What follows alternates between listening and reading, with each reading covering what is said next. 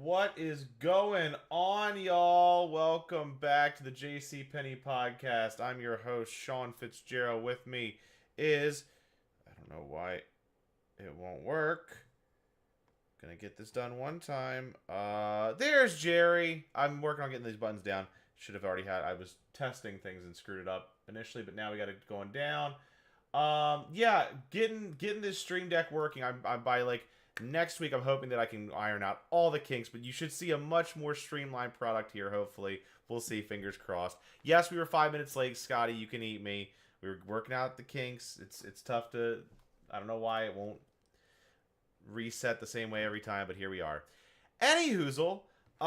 So we're talking about. Oh, and I know why it screwed up. Oh well, that's be fine. So we're talking about week 5 in the books. We had some big results in terms of some huge performances. One of the biggest scoring performances we've seen in the season to date. Yeah, we're gonna go over where everything shakes out in the standings. Everybody's pretty much within 2 games, with the exception of 2 people. So we'll go through kind of, and Zach's in the chat too. I saw his charts. I didn't put them into the podcast, his slides, but I should do that maybe next week. I'll put his charts in if he wants to do them again. For the probabilities of where everyone's going to land. I think the one thing I took from that data, the overwhelming most likely result, more than any other result, other than James finishing, I think, 10th, is me finishing as the wild card. That is the most likely at this point. Yeah, so I'm just saying, James is just out here like, so you're saying there's a chance. Dude, I said this 3 weeks ago, and I'm going to keep calling it #WoteWatch. It's here. It's in the description of this video on the channel. Put the hashtag in the chat.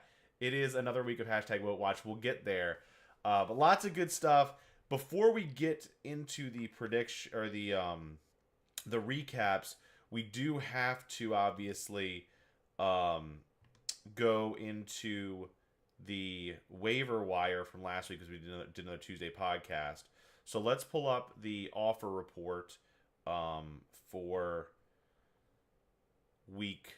This is predating week 5, I believe. Yes. And I don't know why it hasn't pulled up yet. There we go. Oh, that's Thursday. Let's go into Wednesday. So, obviously, hugely disappointed I didn't get my guy, at least I was on Wednesday, Malik Washington, because I thought he had huge potential to be the guy in Miami. McMillan put a huge bid on him, a quarter of his budget, $250, and snagged him. Kendre Miller got snagged by Window. Also, shout out to McMillan, who is in the chat today. He did make the title. We'll get there. You snagged Hunter Henry, really good ad. I think he was the number 1 tight end in fantasy. I think when you snagged him. He was number 1 when I did it. He did not have another number 1 week, that's for sure. 5% of the budget. Isaiah Davis, I added for 4% of my budget, and then immediately dropped for DeMarcado. We'll get there. Oh, you pulled a window. Yeah, well, and I didn't. And I also did it happen on the same day? Yeah, it did. Because I got the news about Trey Benson's injury, and we'll get there. So you literally did the thing that we said you're not allowed to do? I mean, I did it for 4% of my budget, like whatever. But no, but we voted on it, and it's a rule. You're not allowed to do that. Do what? You're not allowed to add somebody. You have to wait 24 hours to drop them. We specifically voted on this rule that you're not allowed to do that. Okay. If anyone, I think you have to drop DeMarcado. Okay. Before last week's game. I didn't start him, and by the way, had I started him, I would have been very upset because of that stupid ass. Like I mean, for a 4th string running back to come in and do something like that, like, man, you must really not want to play in the NFL, bro. Like, you know what I kept thinking of when it happened. It's like that. What was that? There's that saying of like, if you gave me a nickel for every time in the last 2 weeks that a running back fumbled at the 1 yard line with no one around them, I would have 2 nickels, which isn't a lot of money, but it's really weird that it happened twice. More than once, yeah. The fact that it's happened more than once is a weird situation. So, yeah, Colts D, Zach snagged it in a three-way bidding war. You snagged the Cards D. No one. I mean, there weren't any huge additions on the waiver wire. No, I think the biggest thing was the Malik Washington for 250. That was a huge bid on him, and ironically, I don't think he started him, but we will get there. So, with that being said, let's get into the recaps, and as always, we start with the commissioner's matchup. This is actually the podcast matchup, and you pulled it out. It was never really in doubt for you, I don't think.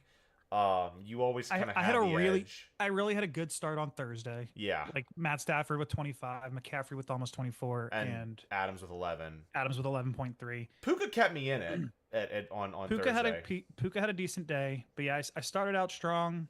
I don't know.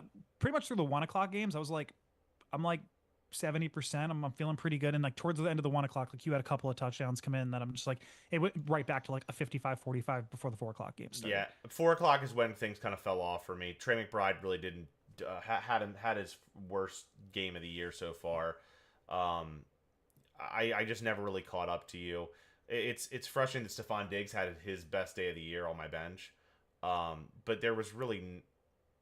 I didn't have the right the right players to get a result here. Lamar being out hurt, not as bad as it could have, obviously, since Tua had a Tua had a good day. Yeah, I mean, there's positives taken, and again, like I was scored about 130. Like I think where was I in scoring this week?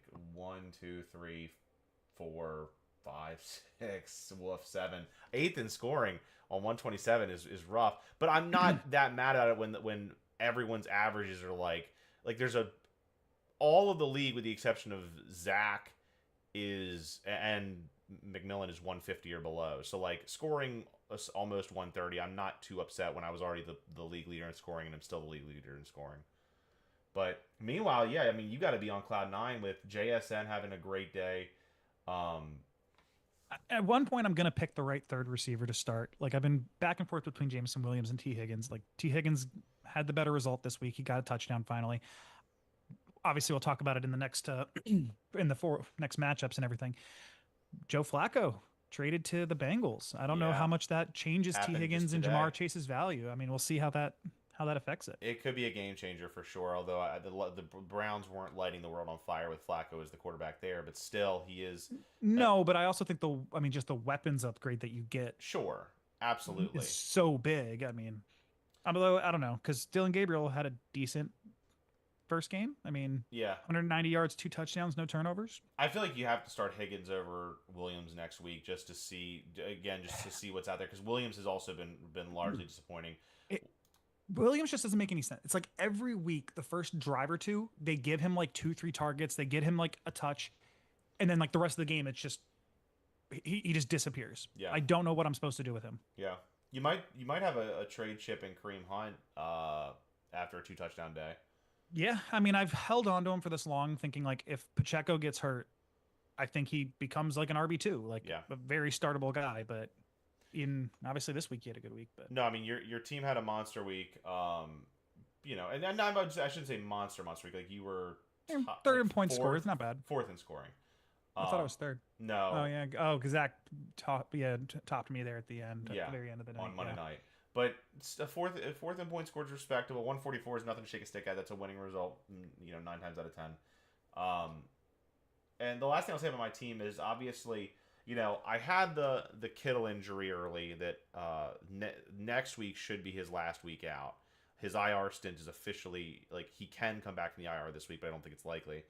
But I had to weather that storm. Lamar Jackson was out for this week. Likely he's going to be out for next week, and I think the Ravens might have a bye after that, so they'll probably target him to come back.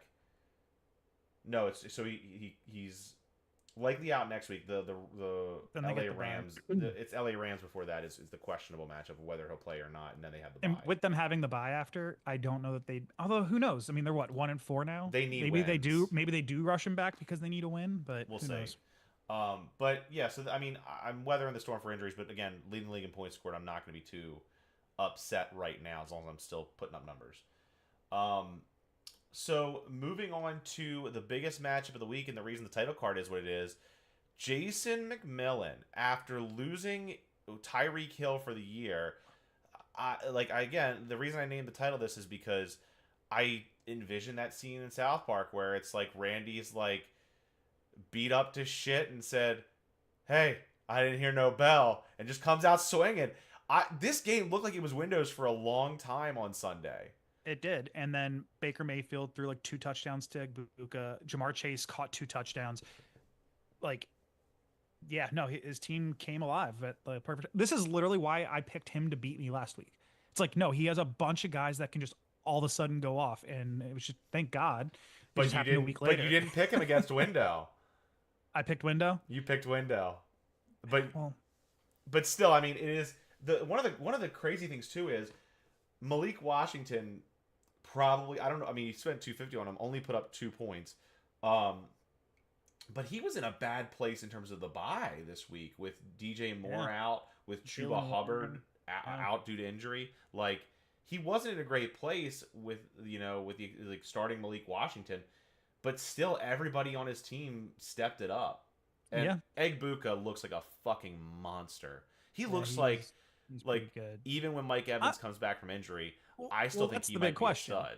I think he'll still get his target share, but like once Mike Evans comes back, and wasn't this the first week that Godwin was back? No, Godwin was back the week before. Oh, okay. But yeah, still, like once all of them are there, I'm a little curious how the target share works out. But we'll see. But no, like you said, Chuba Hubbard missing out, and then Window picked up Rico Dowdle. I'm like so mad because like I thought about picking him up. What a fucking day for him. Yeah, I mean, I looked at it and I was like, I just don't know who I'd drop. I guess I could drop Dylan Gabriel, who I just picked up. I'm like, nah, I don't. Actually, I think I picked Dylan Gabriel up afterwards. But yeah, I was just like, no, I don't need another running back. I'm fine. I don't need to pick him up. And then, yeah, it was funny because I think he had like, pretty sure like his last carry is what got him the touchdown. And he just already had like 185 yards or something. It was kind of absurd. 26 touches, 234 total yards. So Jason gave me crap in the chat. Sean keeps acting like Hill was a wide receiver 1 and irreplaceable when he was McMillan's wide receiver 4 and not some fantasy stud. I don't know if he was a wide receiver 4 for McMillan, even with McMillan's loaded wide receiver roster. Like, yes, Egbuka, yes, Jamar Chase. I think he was wide receiver 3 after that. No, like, who's above Tyreek Hill? He was putting up 10.8 points a week before his injury, and that was with him going down in basically after one half of one game. So, like, don't know that it's saying he's a wide receiver 4. Like, you really would you start Rashid Shaheed over Tyreek Hill week in, week out? Like, yeah, I compared him to Neighbors last week. Now I definitely would. Okay, fair enough. Like, compared to Neighbors last week, they were big wide receivers. They were starting wide receivers who both got injured. I understand Tyreek Hill isn't the wide receiver 1 that he used to be. He was still, again, I don't know where he was at as of week 4, but I'm looking at the stats right now. On averages alone, if you plugged him in, I don't know. I can't do the quick math. He'd be probably a flex play. I see your point that he's not like a wide receiver 1. It's still a significant loss for the season. Like yes, I do think that you were still expecting him to, like, you probably were thinking he had underperformed expectations so far. You expected him to regress to the mean and start to play a little bit better. I don't know where he was before he got out, but Chase, Moore, Egbuka, Hill. That is completely wrong. Saying DJ Moore is better than Emeka Egbuka after how he's been performing, that's a hot take.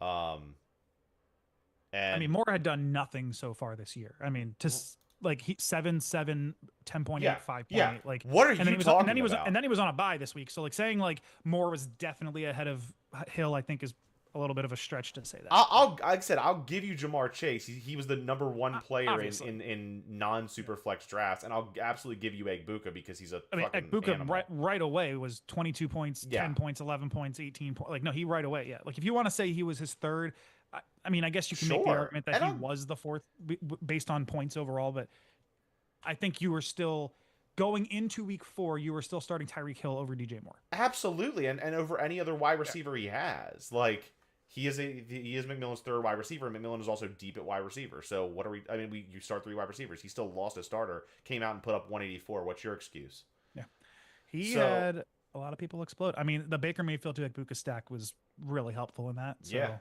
for sure. But no, to your point about Rico Dowdle, like 200-yard day, insanely effective performance. Kai Ren had a great day. I mean, this was with Bijan on bye, and his running backs put up 50, 58. Like, yeah, that's wild. And also, look at his bench. Bill put up 26. Like, his running back, he's got a monster core of running backs here.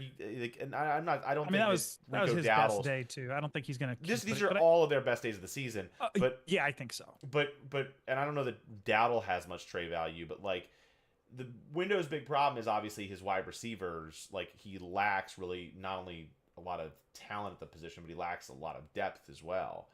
Yeah. Oh my gosh, are you still on this, Jason? Like, let it go. Like, yes, Window lost the number one wide receiver in fantasy. Like, they were still both big wide receiver injuries, and again, I'm not going to continue to argue this point. It is what it is. Jason just being Jason. I think he's just mad because he's 2-3. He's down at the bottom of the table in points scored, and hasn't made any trades yet.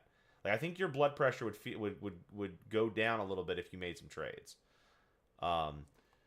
So the last thing I'll say about Windows team, CJ Stroud had a rebound day. Jackson Dart, like. I mean, that was CJ Stroud's by far. I mean, I guess playing the Ravens is the cure-all right now. I mean, they're holy really shit. bad. The question is with Window is what is he going to do at wide receiver? Like you can't. I think we say this every week and week in week out. He only has one wide receiver on his bench right now. I don't think he has many options at wide receiver. He's got to trade a running back to a team that needs him. Yeah. Speaking of which, come talk to me, because I have Judkins and Scatterboo, and that's about it. But no, he's got to trade running backs at this point to get something. All right, so moving on to the Scotty-Brad matchup. Brad takes his first loss of the year. He was due for... We both predicted Scotty. He kind of punted. I mean, he didn't start a tight end. It doesn't help that the Seahawks went -6, but like, I think he just kind of knew like he was in bye week hell.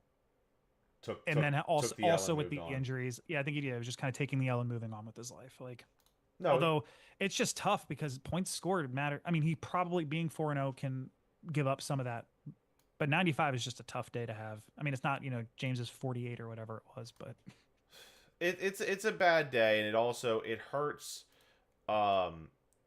primarily because it's like you're constantly playing that game for seeding, right? Yeah. And again, we're only one game up now on 6th place or whatever it is. Like, yeah. There is a lot of parity in the league right now, and so it helps that he's got those 4 wins early. Yeah. But points scored are going to matter, and like you said, he didn't start a tight end. He could have gone harder here if he wanted to.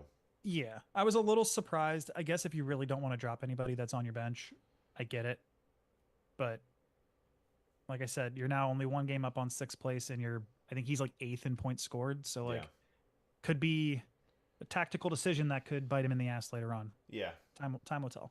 Yeah. I mean, I would have at least, it wouldn't have mattered in the long run. I would have at least probably started someone. But actually, one of the things that he could have done is, it's one of those things where like moves can beget other moves, right? Who would have been the tight end he would have added at that point? I would argue there's a case for Darren Waller. I mean, yeah. I mean, there was a couple of different tight ends that kind of went off, right? Yeah, and so do you really want, Vishal Tootin when he's put up a total of, he had one good week and hasn't done anything since then? Do you really want? I don't know. I mean, I'm not saying that Tootin's the one guy I would target as someone to look at getting rid of, but meanwhile, Scotty had himself a decent week, but the big problem that Scotty runs into, Amari Hampton, done for the year, I believe. Oh, is he done for the year? I know they put him on IR. I didn't know if he was done for the year. Right? They did already put him on IR, yeah. No, I'm sorry. Maybe I'm wrong. It was just IR. It's at least the next 4 game. He was in a walking boot. I apologize. Didn't mean to scare you, Scotty. Just want to get your heart pumping. No, he's on IR, but that's still 4 weeks, like starting now. And speaking of weak at running back, he's got Taylor, he's got ETN, he's got Justice Hill. Yeah, Those are all of his running backs on his roster. Yeah, it's just that he has 3 healthy running backs on his roster. But he does have Justin Jefferson, Tet, like he's Lad McConkey. He's got some wide receivers. Lad McConkey finally had a okay day. Yeah, Calvin Ridley had a good day. Like he's got some wide. Like I feel like a Windows Scotty trade is probably in the works. It makes sense. Could happen. Scotty, didn't mean to scare you. But it also just goes to show, like, you feel like, as Scotty, you win by more than 30, you feel so good. You put up 128. I put up 127.84 against you, and I feel like shit because I lost by 15. Just depends on who you play. Box went boxing. So I was with Zach at the end of the 4 o'clock window, and the Commanders are up by 10 with like a minute and a half left. And it was kind of like, what do you want to bet they go for this? And Zach's like, actually, I think there's a decent chance they go for it here. I'm like, well, they're up 10 with like a minute and a half left. I think you just kick the field goal, right? And they do a timeout. They come back out of it. And it was like the perfect thing for him. Jaden Daniels to Deebo Samuel for a touchdown. It's like, okay, well, there's 13 points or whatever it was that you get. That's a nice start. Like he literally went from like a 30 or like a 25% to like a 55% favorite. It was kind of gross, like in that moment. Yeah. And then obviously Patrick Mahomes and Travis Kelce stack gives him 40, and he, Mahomes had a great day. Yeah. In a loss. It's crazy. Yeah. When No. Ramondre got him a touchdown, got him 13.7. Brian Thomas Jr. still kind of underperforming from what you would have expected, but had his best day of the season so far. Yeah. No, across the board, Zach had solid performances, and Sam Darnold had a huge day on his bench too, by the way. Zach did it with Bucky Irving injured, with DK Metcalf on bye, with Mike Evans still out.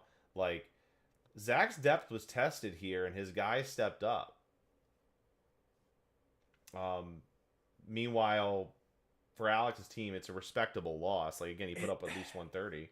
Yeah, it's like, this is like I feel like this is a high scoring year. I don't know. It's like, yeah, because he ended up being like 7th in scoring at 130. I feel like in previous years 132 was enough to get you a win. 130 is usually the win amount. Like you need to hit 130 to have a good week.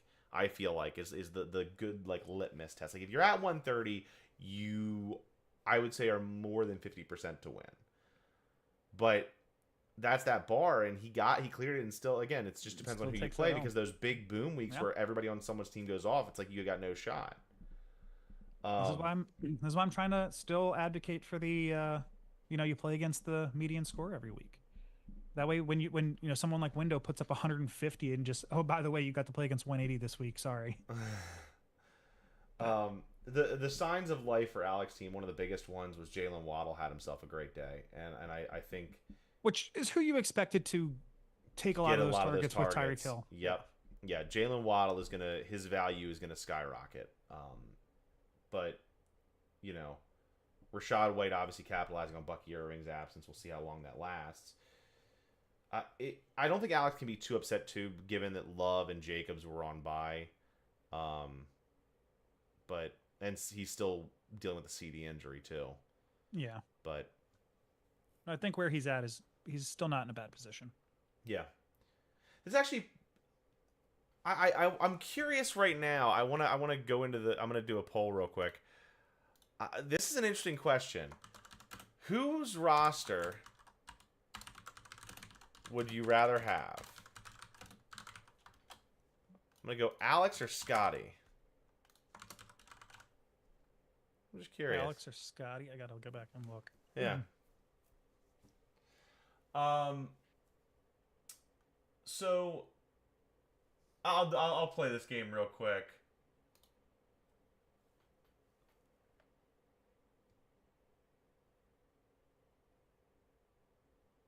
I feel like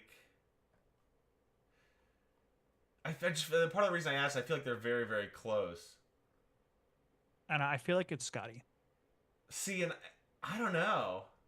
Yeah. I think it's Scotty. When CeeDee Lamb comes back, I think they're neck and neck. But I give it to Scotty right now because CeeDee's still hurt. It's just, I don't know. Alex's roster is there's really no glaring weaknesses. Like, what's his worst position? Maybe a super flex. I don't know. I mean, Justin Herbert's still quarterback 11, although I guess Bryce Young's at 22. That's it. Bryce But, Young. then, It's but Bryce then he Young has or Jordan Love. but he does have Jordan Love. But Jordan Love's been fine. Yeah. But Jordan Love sits at 21 right now, but he's already had the bye. He has the bye. So like, yeah, he's I'm saying, probably more in that like 10 to 15 10 to 15. range. So like, oh yeah, I'm saying like, I don't see many weaknesses on Alex's roster. Meanwhile, I think Scotty, some of his wide receivers have been inconsistent. I'd actually probably go Alex. So yeah, just curious. Vote in the chat right now. It's 50-50.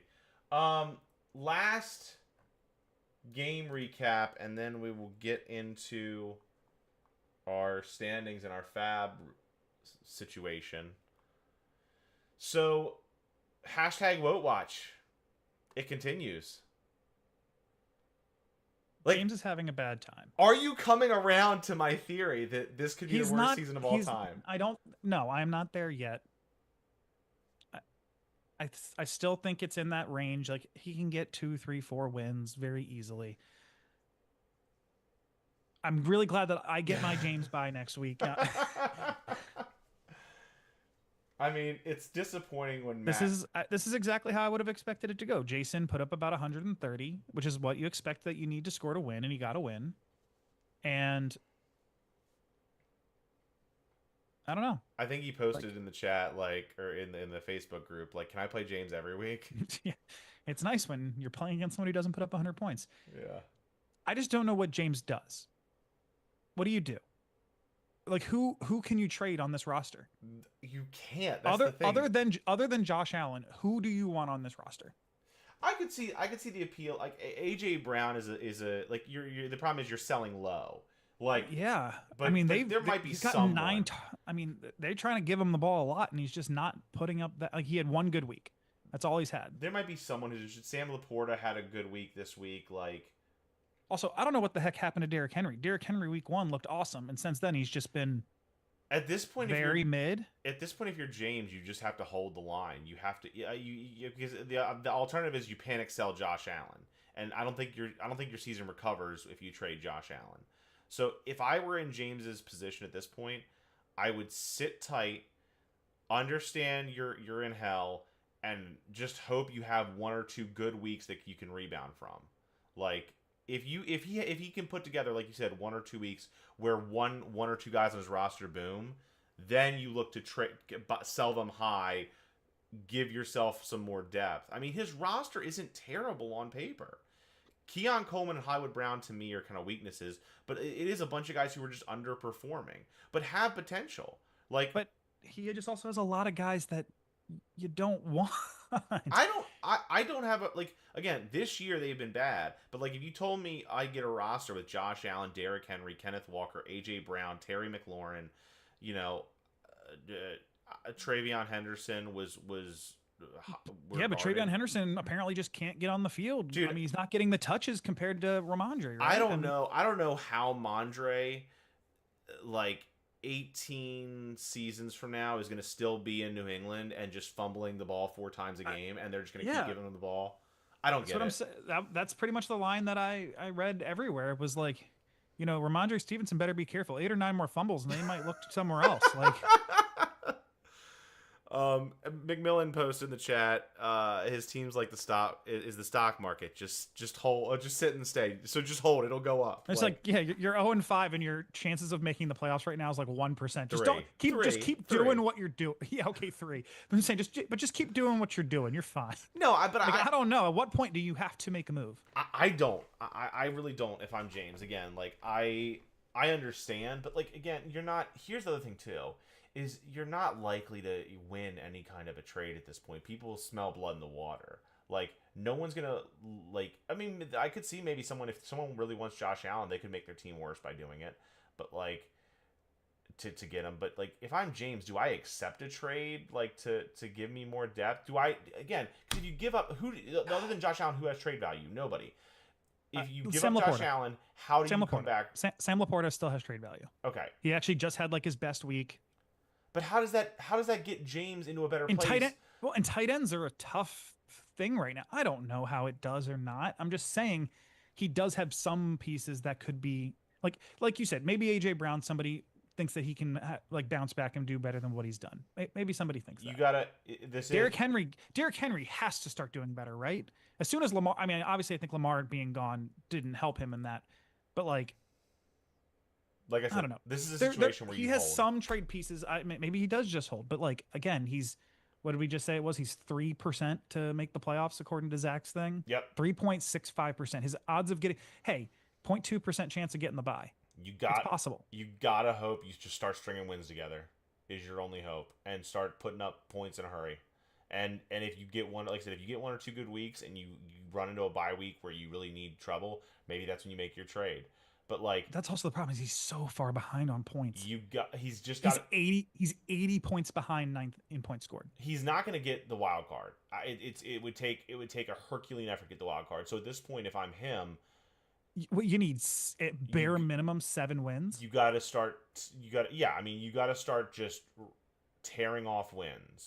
He'd have to win bare minimum 7 of the next 9. Yeah, yeah. I mean, Probably 8 is actually where he needs to be. So unless he essentially just like runs the table at this point, I don't know that he makes the playoffs. yeah, yeah. I guess we'll be talking about this again next week. If He's if on he- hashtag Vote Watch. I mean, if this, I'm not, yeah, this is I what mean, the people want. That's what the people want. Got to give them what they want. So let's get into the standings here. A new king sits atop the table. How do you feel? Cautiously optimistic. That you should rename your team that because it's all you thought. It's literally all you say on the pod every week. That is, I'm cautiously optimistic. I wouldn't be surprised if I was 0-5 right now. I'm somehow 4-1. I'm cautiously optimistic. So, obviously, you and Brad are the only 4-win teams. We have a log jam at 3-2. Jason McMillan, changing his team name yet again. What the hell? I don't know what FFOG may be with. What is FFOG be with you? I don't even know what that is. May the fog be with. You know what the? Yeah, McMillan, you're in the chat. How about you explain that one to us?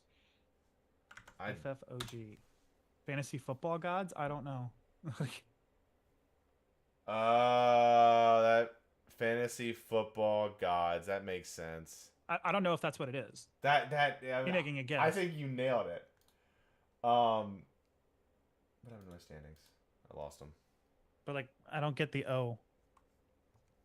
So, Okay. may the golf be with you. The fuck? Like, I still don't get it. Anyway, so obviously we've got that 3-2 logjam I mentioned: McMillan, Alex, Zach, and Scotty, and then Jason Smith and I are at 2-3, Windows at 1-4, and James is on Woat Watch, still looking for that first win. We look at points scored. I sit atop that table by 2 points. Then yourself and McMillan, we're all in the 670s. Alex and Zach essentially are in the 640s. Window and Scotty in the 620s. Brad actually in the 610s. Jason Smith in the 560s. And James at 480. 480 is a tough number to come back from. So I know in the chat window the other day had kind of said like, oh, he's just going for points scored right now. That's what matters to him. And because you only need wins in the playoffs. I'm like, the problem though is he better hope you keep winning. He better hope you don't end up in the in the bottom 5 because everyone in the bottom 5 should be praying that I start winning games. I mean, he's 10 points per game behind you right now. So yeah, if you're in the bottom 5, you better hope Sean keeps winning. Yeah, you better start rooting for me. You better start You better start predicting me on this podcast. No, I mean it is like with 3 teams in the 670s already, and it is like so like what 7/10 of the league or 8/10, like 8 of us are all within just ballparking 70 points, right? And and the top 5 are within like what 40. 30 points of each other. Yeah, 40 points. So like there's a cluster. There is a kind of a range that we're all sitting at right now. But especially for Jason Smith and James, like you mentioned, Jason Smith's more than 100 points off the points lead, and I am the same record as him. Yeah. Let's look at points against just to see. I'm curious. Window currently taking the most abuse. I mean, yeah, he's essentially playing against the top score every single week. And this is why Brad gets to be in second, because he's playing against, 105 points a game or whatever. His number is still skewed from that 40 points that James put up on him, I'm sure. But this is true. But it's still well below everyone else. And Jason Smith again should be counting his lucky stars because he's right down there at 574. Yeah. Yeah, it's kind of tough to be 2 and 3 while getting the second most points scored again, or second least, I guess. Yeah. That's tough. Yeah. So let's get into Fab now, just to check everybody's budgets at. Zach still has the most money. Everyone has spent something at this point. It's really 7/10 of the league still has at least 75% of their budget. There's only 2 people who are low on funds, relatively speaking. Windows got 35% of his budget, and Jason Smith has 25% of his budget. So, with that all said, we now move into our prediction accuracy. And I'm actually going to add one more image here that I didn't get done in time for the pod, but got done while we were waiting. So let me see here. Give me 1 second. Here we go. So this is how things shook out in week 5 with Jerry and our predictions. I went 4 for 5 last week. I got myself wrong. I'm going to stop picking me because every time I do, I lose. And Jerry went a respectable 3 for 5. Both of us got more right than we got wrong this past week. So well done, buddy. And that means that in our total prediction analysis, whatever, I'm 15 and 10, and you are 11 and 14. So I just picked myself more. Yeah. I'd be essentially tied with you. You've literally never predicted yourself to win, and it's cost you're 1 and 4 in predicting your own matchups. And I'm probably not too far off. Actually, I'm curious. How am I doing at predicting my own matchups? Probably similar. Survey says wrong, right, wrong. I am one. We are both 1 for 4 out of predicting our own matchups. It's funny because you just keep picking yourself, and and you don't, and we both suck. Meanwhile, I do want to do. I said I was do this last week. This is our top 3, bottom 3, and I added in each section where this person is based on record and where they are based on total points scored, just to give kind of a full picture of where they are in the standings. So ironically, it's funny, in our top 3, I nailed you. You are second in points scored. You have the top record in the standings. I picked you as top 3, and I was right about that. We both were kind of half right, I guess, if you count Brad and myself. You picked me to be top 3, and I'm the leader in points scored, which is kind of accurate in some ways, but not in the standings way, which I'm 7th. But I picked Brad to be top 3. He is top 3 in this moment, but he's 8th in points scored. Yeah. So, take that with a grain of salt. But we are much better at predicting the bottom 3 because we both nailed James. We nailed Window, even though he's 6th in points scored. He is 9th in record. And then I also was pretty close on Scotty. He's 6th in record, 7th in points scored. Not just outside the bottom 3. Yeah. And you picked Alex, who is 4th and 4th, but still, we did fairly well in our top 3, bottom 3 this year so far, it would seem. So far. With the exception of Jason Smith, who we both picked top 3 and hasn't gotten there yet. Has not been going too well so far. But as he said a while back in the chat, it's a long season. It is a long season. This is what I say on the golf course when I'm out there. It doesn't matter if I'm on hole 1 or hole 18. Plenty of golf left to play. Lots of golf left to play. So now that we've done our prediction, haven't even gotten to the mid-season grades. Well, and we're gonna get there. We're actually 2 weeks away weeks out. Yeah. From our mid-season grades. So, without further ado, let me get into our predictions for Week 6. And did it not? Oh, I guess it didn't. Well, we're gonna do it the old-fashioned way. I am up against Window this week. Oh, and I gotta do box score, don't I? Big week here. Yeah, I mean it's huge. This is actually this is when in the fantasy season matchups start getting more important, just because of teams that are desperate for wins. And I know what's funny is looking at like this is the most like weird week for Window, because we were just talking about how he needs you to keep winning. And if he beats you this week and you both have like, if it's a close game, that's like a worst case scenario for there's him. Still plenty of time. Standings. He can still catch me on points over time. But but that's what I'm saying. Like if he beats you barely this week by like, within 5 points, like, no, you still have like 100-point lead on him. And now you're very much entrenched at the bottom of the standings with him. Like, well, and to be honest with you, tough. It's Jason, you are trending in the right direction. We'll get there. I'm gonna end this poll. The one interesting thing about this matchup is Window's kind of catching me. Like, yes, he lost CJ Stroud to his bye, but otherwise and Joe Mixon's still out. Otherwise, he's fairly healthy and fairly good condition. Like, meanwhile, I'm still nursing. Lamar Jackson's probably is trending like he's going to be out. George Kittle still hasn't come back into the fold yet and probably won't. Another like 2 weeks out. I would say I think he's 1 week out, but I think then the week after then that he might have the bye. Yeah, that's what I'm saying. So like, no, sorry, I'm wrong. He doesn't have the bye. So like, I think he's not, but I think he's still unlikely to play next week. So without Kittle, without Jackson, I'm still not at 100%. Yeah. And I also have now, to be fair about this, the prediction, it favors Window by 5.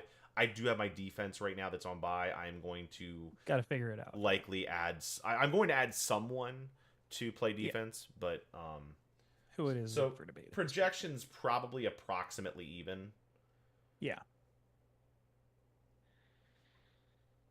I'll start. I'm gonna predict Window because every time I predict myself, I lose. But it is more than that. I do think he is, again, he's catching me at the right time without Lamar and without George Kittle. His running backs just came off some of their best performances, and he gets Bijan back. I still think his wide receivers are trash, but you know what's helpful when wide receivers are trash? Playing against one of the worst defenses in the league in the Miami Dolphins. So there's a lot to like about his roster this week. I think there's a lot that's concerning to me. I still don't trust Cam Scattaboo as much as I think I should. George Pickens fumbling last week hurt. George Pickens also, his target share last week he had 4 targets last week. Thankfully, he had a touchdown. Yeah, the week before is when he had 11. Yeah, the week before, I was thinking of the week before where he had 30. Yeah. So, and Kyler has looked. Kyler Murray is QB 17 right now, and also, by the way, that's another thing too. He's questionable. He injured his foot. No idea if he's going to start. But assuming he does, he still hasn't been good. If he doesn't start, I'm in QB troubles. I don't think I can start a QB at Superflex. Man, I was about to pick you too. But if Kyler Murray doesn't play, that's a problem. If Kyler Murray doesn't play, I mean, I'll tell you what I'll do right now. What I would do is I would probably assuming that Jackson and Murray are both out, I would probably start Chris Olave as the Superflex and just take the hit. I mean, he's going to lose points in position. I'm going to cede points there, but my hope is that if he puts up about 10, which is what he's kind of averaging, that it offsets whatever Jackson Dart does. Yeah. But he's catching me at the right time, so I go Window. My gut says you. I'm going to stick with my gut. I mean, the Kyler Murray thing, I feel like would tilt it to Window, but I'm going to stick with my gut, and I'm going with you. Thanks, buddy. I needed that. So moving on to matchup number 2.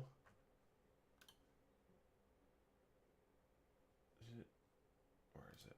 Hold on.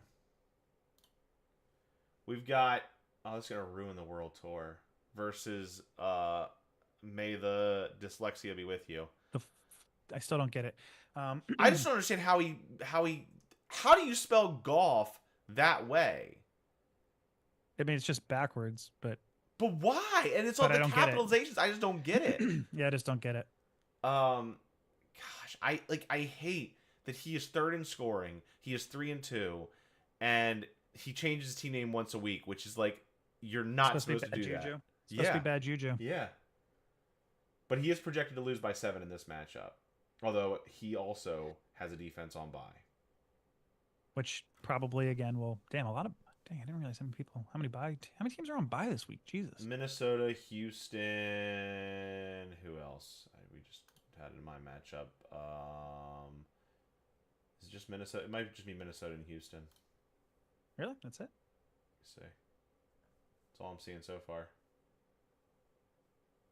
Minnesota and Houston, I believe. Yeah, it seems to be it. So, all right. Yeah, I guess that's it. Damn. Okay. So, who you got? Scotty. I think his team is trending upwards. Yeah, no, obviously he's going to add in. It's going to be a little bit closer of a matchup. I don't know. Who knows? I said 2 weeks ago that I was afraid of McMillan's team because he has a bunch of guys who could randomly go off. I'm a little curious what Cincinnati, like Jamar Chase, is going to do with Joe Flacco. Assuming he gets the start, I think that's the expectation. I'm going with Scotty. I got to go McMillan here.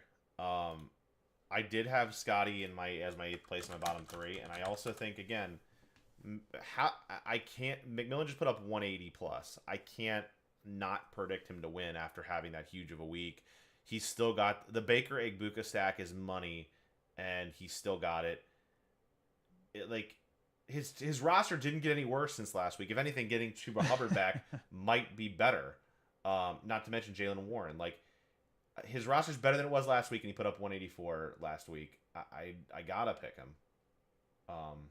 And it's not to get Scotty's team. I do think Scotty's team is still is trending upward and is still firmly in that wild card hunt. But yeah. So now we go to Brad, who still does not have a tight end, although certainly I suspect that might change. I'm assuming Tucker Kraft will just move up into that spot. Correct. He'd have to move some stuff around. Mason is on bye. And so is Woody Marks. But Drake London probably gets moved up there. Oh, man, does he have a running back though that he can put there? Well, he's got no. He's gonna do super flex. Woody Marks is gonna be Brock Purdy if he starts. Michael Penix if he doesn't. So that's 15 to 20 points right there. And then tight end, it's a projected 8. Just give him an extra 25 to 30 points. Yeah. But he's still. I think I'm going Alex, though. I'm about to say he's still. Oh, and sorry, there's one other running back that he can start. But the question is who, because. I think he starts Kamara and Barkley, and then it's just all wide receivers from there because who else does he have as a running? You're right. Unless he's starting the backup running back for Jacksonville, he'll start why you do. London or Dunze, which adds another 12 to 14 points. Yeah. So it's going to be a closer projection than it's showing right now, obviously. Obviously, but even with all that, I'm going with Alex. Let me look at the matchups. Even without CD, just looking at it, I'm assuming, I don't know exactly what he's going to do. And honestly, Josh Jacobs, Breece Hall, Jahmyr Gibbs, and then Rashad White's still getting the start in Tampa right now. If Bucky Irving's not going to come out, not going to become back out. And CeeDee Lamb is questionable this week. I think it's unlikely that he plays, but he could. Yeah, there's a lot to like about Alex's roster. I agree with you. I think, again, Miami's pass defense has been porous. There's a lot of I could see the Packers going up big. Well, either way, either the Packers can go up big and Jordan Love, or I'm sorry, Josh Jacobs is going to run the ball, or they're going to, if it somehow is a fight with, Joe Flacco, throwing the ball for Cincy, then he's still got Jordan Love. I expect Waddle to continue to eat. Like I said before, I'm big on him right now. I expect Justin Herbert to absolutely carve up the Dolphins. And for Brad's matchups, there aren't a ton I love. Saquon against the Giants and Devontae Smith, for that matter, is great. But like, and I guess Amon-Ra will probably be just fine. But there isn't a lot that I love about his roster right now in terms of his matchups. No. So yeah, I'm with you. And that would actually be 2 losses in a row if accurate with Brad. It would. So again, we talked about how he's only 1 game up right now on 6th place. Like, he could go from being 4-0 to like on the outside looking in on the playoff bubble right now. That's so crazy. I mean, it is so in crazy. In 2 weeks, it's crazy. Yeah, it is crazy how tight it is. You get your James bye, which you alluded to earlier. He does not have a super flex in right now. If is Mac, he still has Mac Jones, who, though he looked like an absolute stud in week 5, expected to not get the start. Yeah, with Brock Purdy coming back. Assuming Brock Purdy plays, James will need to make another move at quarterback. But is this the week that hashtag Woat Watch ends? Are you gonna continue to predict your opponent? You should predict James just to make sure you keep winning. So, here's what I will say. At some point, James is going to have a good week. Here we go. And like I said, it's really hard to only win. Like, even as much as these projections and all this happens and everything, like, realistically, any given week is what? At worst, 60-40? Yeah. It wouldn't surprise me at all if James, like, just has the week this week and of course just knocks me off of being the top spot. But I do think the quarterback situation is makes it more difficult for him. There's not a lot of good quarterbacks on the waiver wire right now. Honestly, I think the best thing for him would be although Mac Jones, I think, also like was looking hurt, right? Like he got beat the hell out of. Banged up at the end of that game. So like even if Brock Purdy doesn't play, there's a shot that Mac Jones doesn't play. I've not seen any type of injury report this week that would confirm that. I'm just thinking, just off the top of my head, watching that game, like he looked beat to shit at the end of it. He was. Had a career day though. The check marks are so brutal here. Yeah. But he also has that situation where the Eagles get the Giants on a team with a lot of young players who just turn the ball over a bunch. I think at some point the Patriots have to say, yes, Henderson is going to get more work. We can't just keep letting Ramondre fumble every single game. Sam Laporta finally had a good game.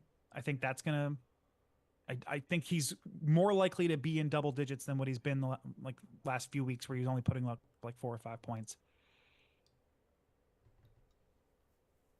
Derrick Henry's eventually going to have a bounce back week. He can't keep playing at this like terrible level.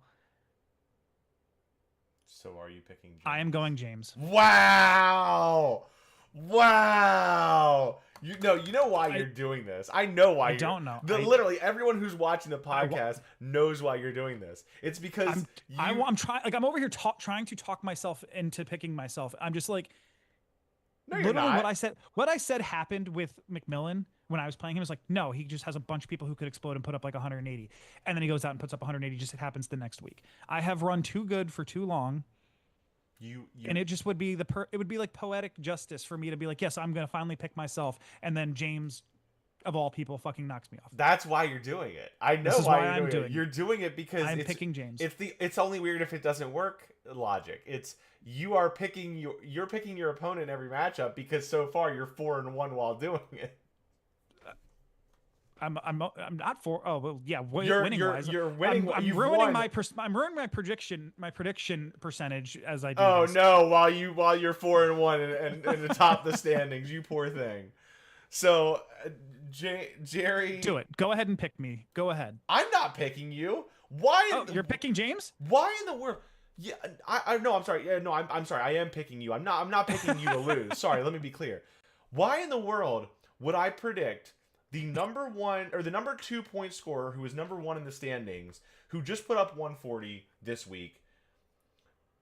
Why would I predict that person to lose to the team? What is James? Let me actually. This is a good question. This is a good like for Wote Watch for perspective.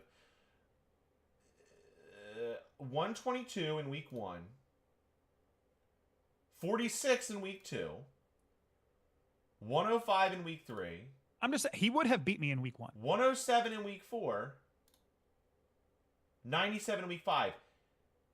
Do you know how gross that is? Hold on a second. Wait, 1, 2, 3, 4, 5, 6. He would have beat 6 people in week 1. Okay. Like since then, he's been like the lowest scorer. That is true. And so what I'm saying is, the last 4 weeks in the league, he's probably been the lowest scorer. He hasn't broken 130 all year and hasn't broken 120 since week 1. Why in the world would I pick him over the person who is second in scoring and just put up 140 last week and is top of the table? That is insane. I'll be the guy waiting to tell you I told you so next week. Okay. Okay.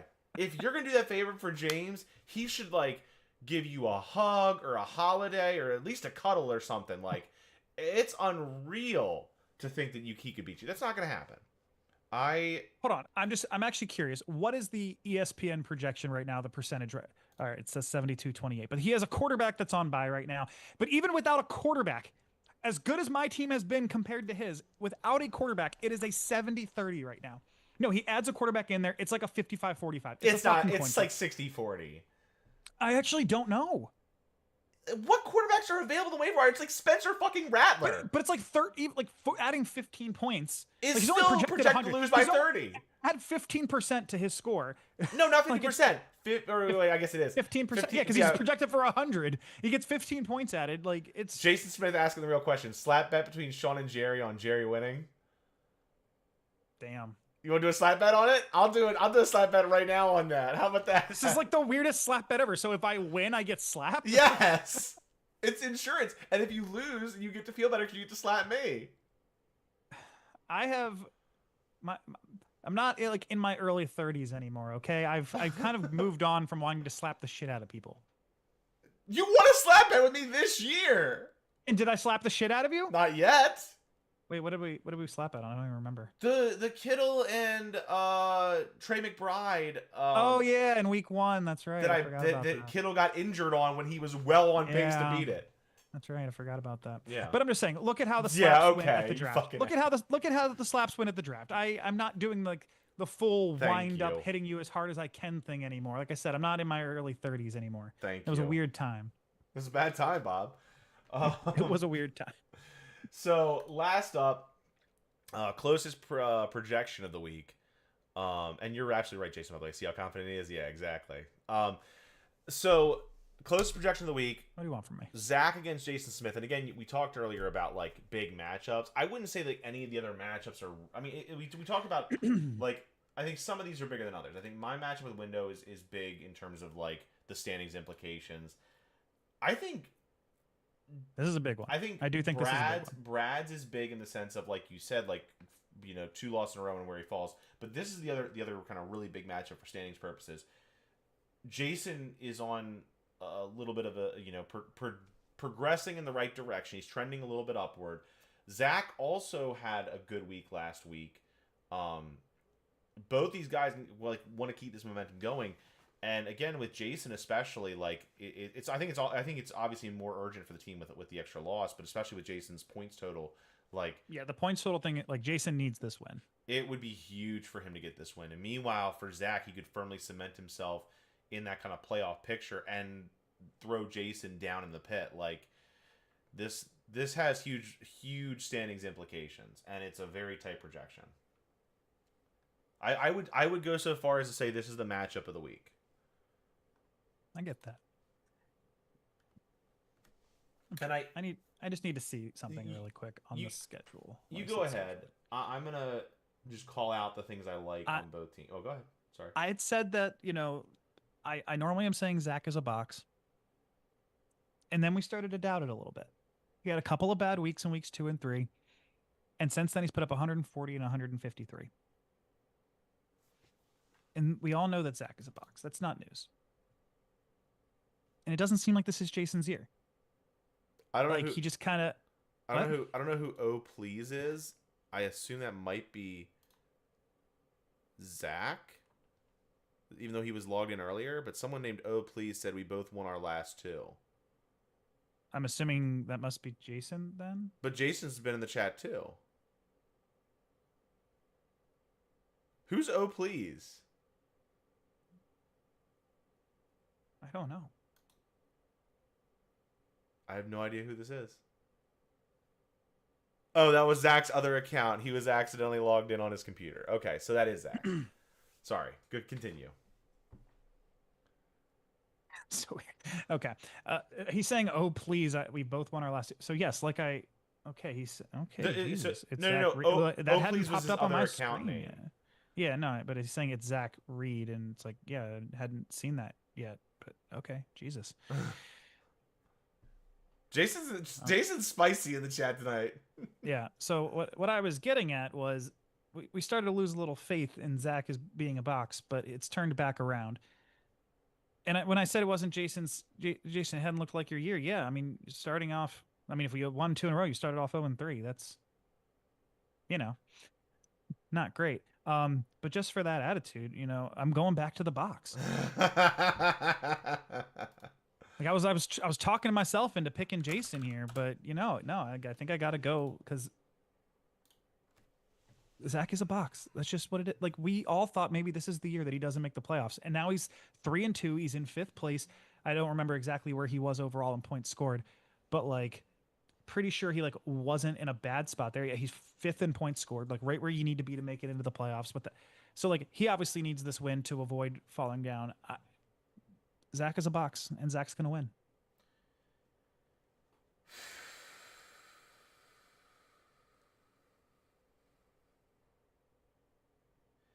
This is a really tough matchup to call. And quite frankly, if both rosters were healthy, I would give Zach the edge here. But they're not. Mike Evans is hurt. Bucky Irving's questionable. Bucky Irving looks like he's not going to play.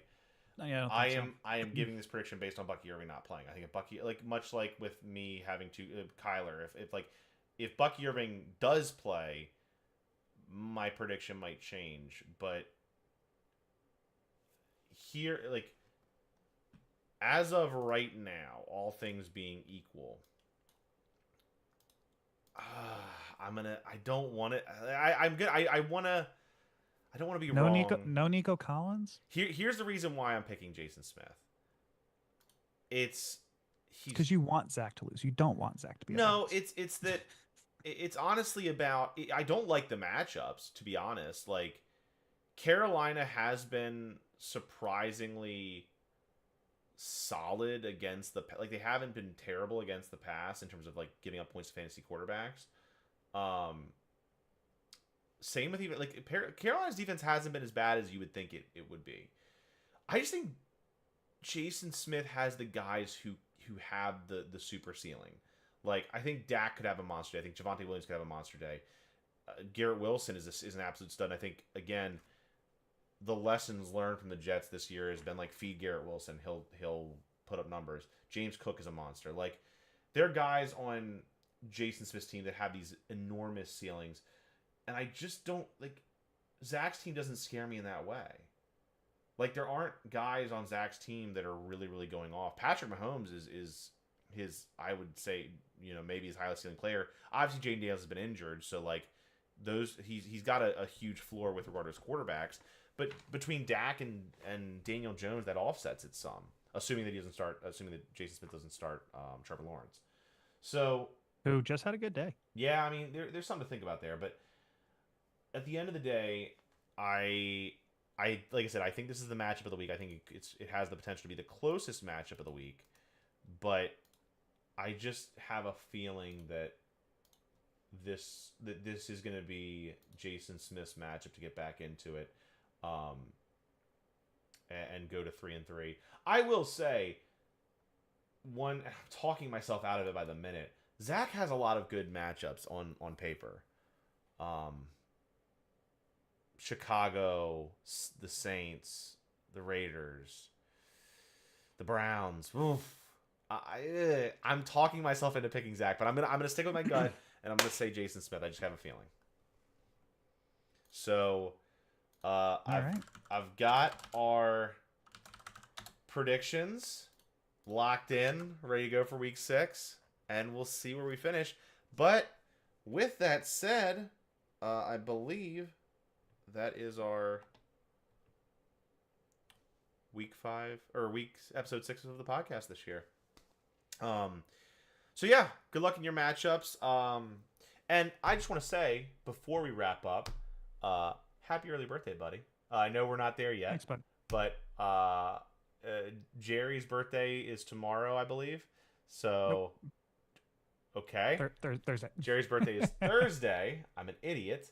The 9th. My days are all messed up. But, yeah, happy early birthday, buddy. Thanks, bud. I think you're likely to get a win for your birthday, even though you didn't predict yourself. Fingers crossed. And yeah, anything else before we wrap up? Anyone else in the chat?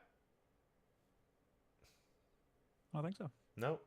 So good luck. Other than apparently might have been Claire that pissed in Jason's Cheerios. Well, why the fuck would he say that? No. Well, good luck in your matchups. I'm excited to see what Jason McMillan's fantasy team name is next week. And we will see you all for episode 7. And we're 2 weeks, like Jerry said, we're 2 weeks away from 2 weeks away from mid-year grades. Mid-year I'm excited grades. for it. Get your final exams turned in. Get them grades up. Because I'm coming with a belt for at least one person. All right. See you next week.